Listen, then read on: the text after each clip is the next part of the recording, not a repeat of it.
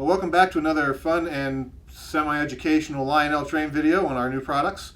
Today we've got our new Legacy F40PH. These have arrived in our warehouse and will be rolling out to dealers shortly. So probably by the time this gets edited to make us sound halfway decent, these will be in stock at your hobby shops or running around on your layout.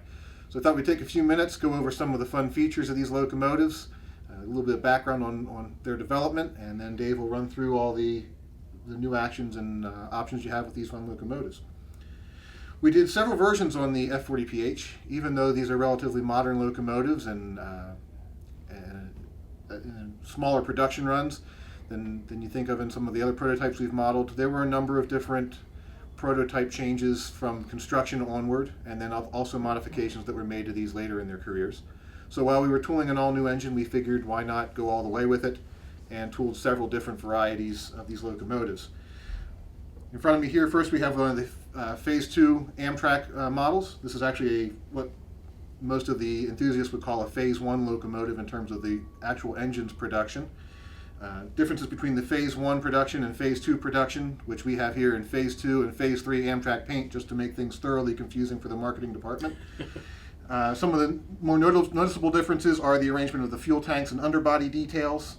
On the top of the locomotive, we've got different fans and different stylings on the hatches here. The later versions had the Q fans with a recessed radiator section. Other smaller details include the rock guards or the ghetto grills on the front of the Phase 2 units. And then on our Phase 3 models, we have these in the more modernized version with the ditch lights on the front end. Of course, one of the biggest, most noticeable changes in the locomotive's appearance over the years came near the end of their regular lives as they were converted into the so-called cabbages, the MPCUs, for dual-end push-pull service on Amtrak, and we've modeled those variations as well.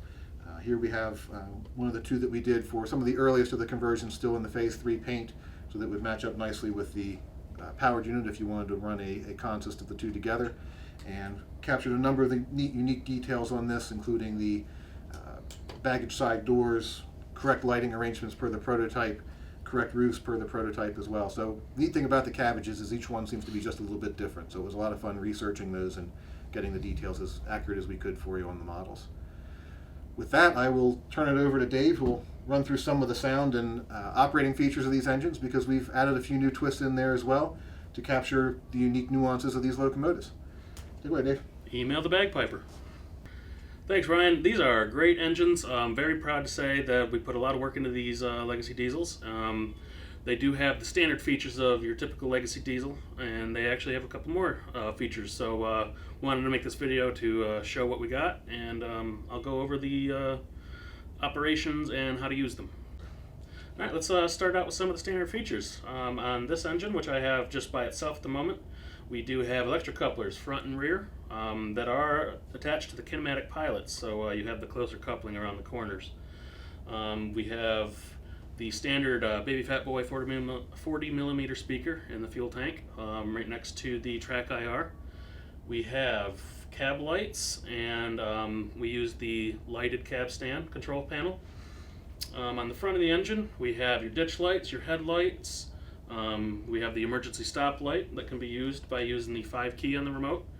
We have the operating strobe lights, and on the back you have backup headlights and the marker lights.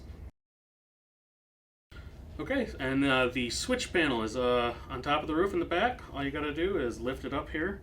Now, one thing to note, the switch panel on these is very tough and very snug, so please be careful when trying to remove it. The lift rings or the fan shrouds may come off, so just try to be gentle and be careful. So inside the unit we have the volume pot, the run program switch, the unit pair switch, which I will talk about in a minute here, and you have the smoke unit on-off switch. And then on the other side of the motor, you can see the battery connector and battery clip.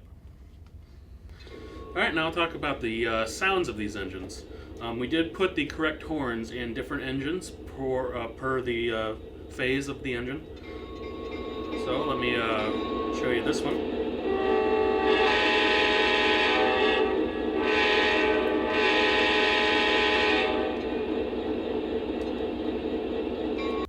And then I'll let you hear the phase 2 as well.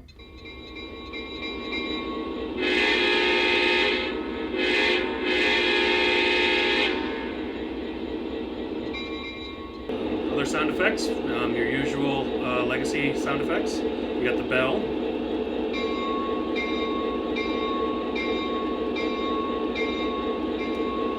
We have the standard crew talk. Dispatcher, am I cleared to the outbound? Over. Roger, your track is cleared. Dispatcher, over. Thank you much. Cleared outbound. Out. And on the powered units, normally these will be running at notch 8, or screamers as they would call them, so that the engine could provide power to the rest of the train. On the Cab 1, Cab 1L, and Cab 2 remotes, all you have to do is set the RPM up if you want to get that effect.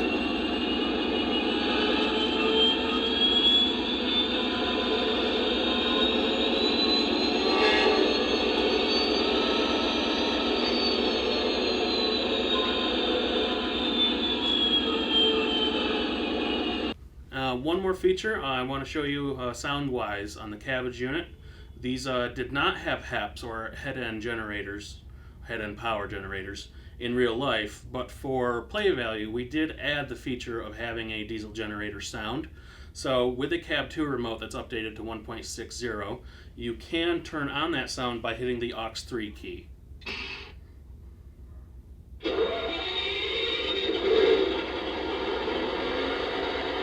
And then pressing the aux 3 key again will turn the engine down.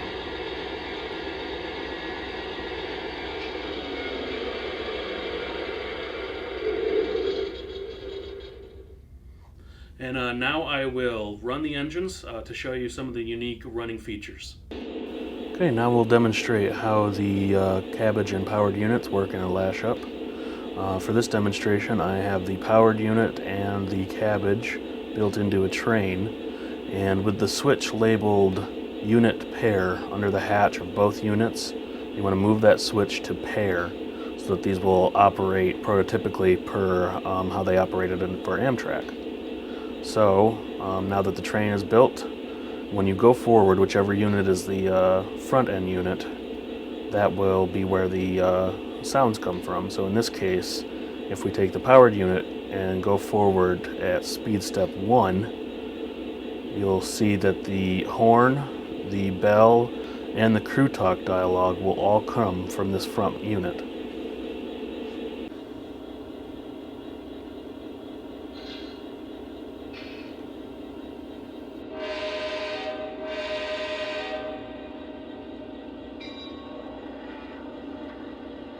Tower, how's the track look? Am I clear? Over. That's affirmative. You have a clear track. Over. Very good. Making good time. Out.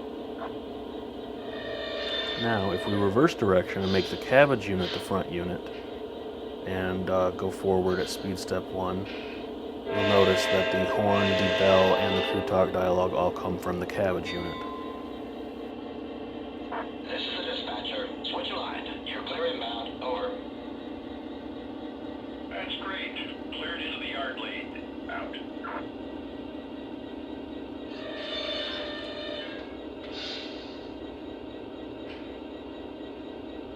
Okay, now I'll show how to build a lash up in the Cab 2 remote. First, you're going to want to remove the switch panel again from both engines. And under the switch panel on the unit pair switch, you're going to want to put that switch into the pair position. Now in the Cab 2 remote, you're going to enter in your train number that you desire to build. For this demonstration I used 1, and then hit the info button, and then the build button. Now here you're going to enter in the number of the powered unit.